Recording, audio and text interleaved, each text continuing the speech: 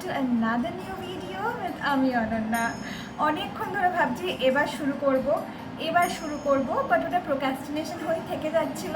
তো ফাইনালি আজকে আমি শুরু করলাম ব্লগটা আজকের দিনের। আর আমি সবে স্নান করে এলাম।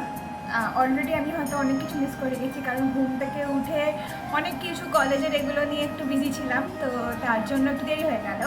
তাহলে চলো, without further delay let's get into the video. মা সবে খাবার ঠাকুরের ভোগ গোছানো শুরু করেছে, এখনও কিছুই হয়নি অ্যাজ সাচ।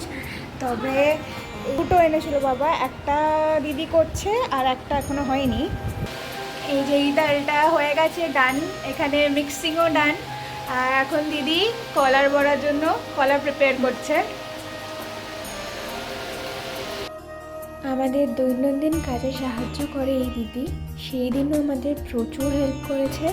আমি তেমন কিছু এই বছর করতে পারিনি বললেই চলে, তবে দিদি কাজের মাঝখানে, সব বাড়ির কাজের মাঝখানেই মাকে যতটা সম্ভব হেল্প করে দিয়ে তারপর গেছে। আর যেহেতু আমার মা ভীষণ অর্গানাইজডলি কাজ করতে ভালোবাসে, তো আমি স্নান করে আসার আগেই মায়ের মালপোয়ার গোলা, তারপর লুচি ময়দা মাখা, সুজি করা, এগুলো সবই হয়ে গেছিলো। আমি আবার পুজো আর্চার কাজকর্ম করতে ছোটোবেলা থেকে একটু ভালোই বাসি। যখন দাদু ছিল তখনও আমি মায়ের সাথে এসে কিছু না কিছু করতেই থাকতাম, তাই এই সব কাজই মোটামুটি আমার জানা আছে। এই গাছটা জানো তো, আগের উইকে সানডেতে এনেছিলাম, আজকে ফার্স্ট ফুল দিল। আমার যে কী ভালো লাগছে। এটা আজকে আমি না ছিঁড়তেও পারি না গাছ থেকে ফুল, আমার মায়া লাগে। আচ্ছা, এটা আমি কেটে নিয়ে যাব। আর এখানে দেখো একটা কি সুন্দর নীলকণ্ঠ হয়ে আছে, এটা আমি ছিঁড়তে পারবো। আমি না ওই বড়ো ডাঁটিওয়ালা ফুলগুলো ছিঁড়তে পারি না, এগুলো ছোটো ছোটো, এগুলো ছিঁড়তে পারি। আমি ভাবি nature is such a strange thing, এত সুন্দর।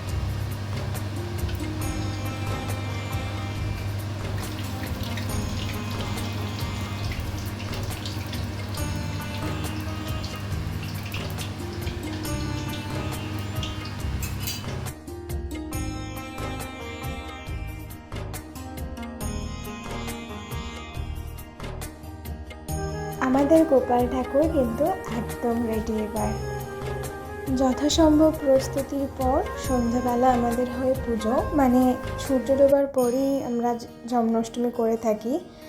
আর ওই যে যখন বললাম এর আগে পুরোহিত মশাই এসেই পুজো হতো, কিন্তু এখন মা নিজের মতো করেই পুজো করে।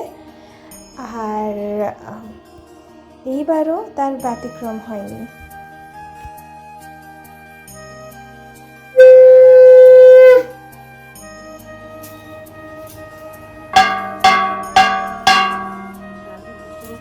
করে সুরগণ স্তবে তুষ্ট হলেন দেবনারায়ণ। নারায়ণ বলিলেন কহে হে দেবগণ, বিষণ্ণ বদন সবে কিসের কারণ? বিবাহে তো করেছে তাই আগমন। ব্রহ্মা বলিলেন প্রভু করি নিবেদন, শিববরে লইয়ান হয়ে কংসাসুর।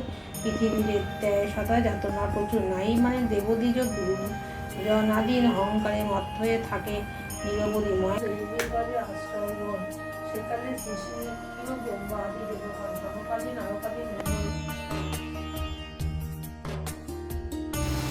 প্রত্যেকবারে ঘরে পুজো হওয়ার সময় বৃষ্টি পড়ে, এইবারও পড়ছে আর কি।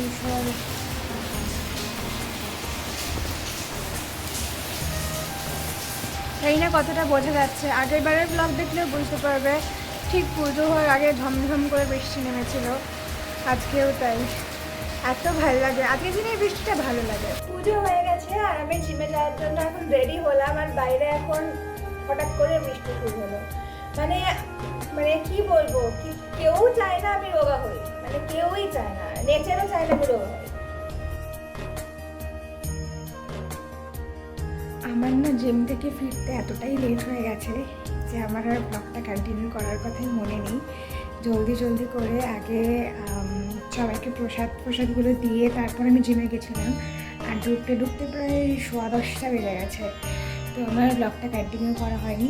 এখন আমার রাত্রি 2টোর সময় মনে পড়লো ভুলে গেছি। তো আমাদের জন্মাষ্টমী পুজো এখনও শেষ হয়নি, কারণ কালকে আমাদের ভোগটা হয়, মানে অষ্টমী ছেড়ে যাওয়ার পর আমাদের ঠাকুরকে ভোগ দেওয়া হয়। জানি না কালকে কী রান্না করবে মা ঠাকুরের জন্য। তো আবার কালকে কন্টিনিউ করবো ব্লগটা।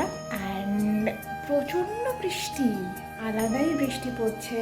আর এই সব আমাদের এই স্পেসগুলো সব ফাঁকা, এখান থেকে জল এসে সব ভিজে যাচ্ছে ঘর। এই জন্যে মা সব গাছগুলোকে নামিয়ে নিচে রেখেছে। আর আগে জানতাম যে গাছে জল দিলে গাছ ভালো থাকে, এখন দেখছি 3-4 ফোঁটা জলও যদি বেশি পড়ে যায় তাহলে এই রুট রটিংয়ের প্রবলেম।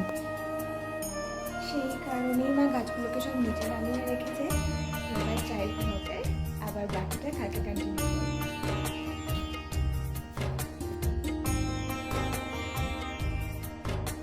এখন যেই ক্লিপগুলো তোমরা দেখছো, এই একটা ক্লিপও কিন্তু আমার নেওয়া না।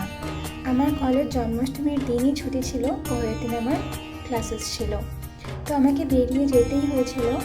আর তার উপরেও আমার গ্র্যাজুয়েশনের রেজাল্ট বেরোনোর কথা ছিল সেই দিন।